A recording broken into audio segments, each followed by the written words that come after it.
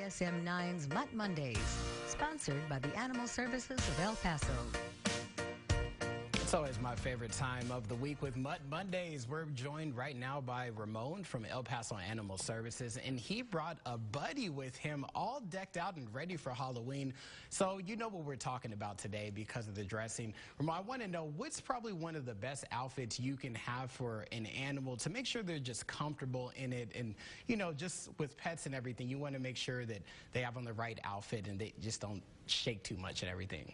Well, you use the key word right there, which is comfort. You know, a lot of people love costumes on their pets, and sometimes people do the costume on their pets, honestly, more for themselves than their pets. So when you choose a costume for your pet, you want to make sure that they're comfortable, something that doesn't restrict their movement.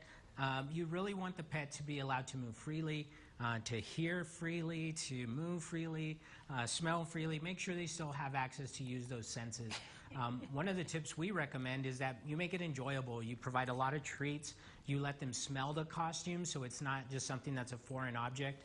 And you make sure it fits. You don't want to force it on the day of the big Halloween show and then they be stressed out by it. It's like a Hollywood production. I mean, you just don't get up there on stage. You got to go through practice and everything, too. So tell me, how important is that, just getting your pet used to the costume? We just saw from the video right now, it looks like you guys put a little treat near the costume just to get them a little aware of what they're going to be rocking for Halloween. Yeah, you don't want to make it stressful at all. It should be stress-free for them.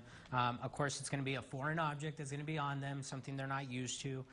So make them aware of it. You know, let them smell it again. Let them get familiar with it. My buddy here doesn't like costumes too much at first. He gets really stiff. So one of the ways that I help with that is just let him mess around with the costume. Let him smell it. Let him jump on it. And then he gets more comfortable with it. And then before you know it, he's wearing it like nothing. He's such a cutie. And then also, I think what's really important, too, if your pet is not feeling the outfit at all and does not want to wear it, what should you do, Ramon? Well, at that point, you know, just do the best for your pet and take the costume off. You know, some pets really don't like being restricted sometimes, and or just put it on for a little bit. If you want those Instagram photos, get those on and then call it quits from there. All right, El Paso, if I see dogs shaking all across the city and stuff, I'm going to come and get you. I'll get Ramon and stuff.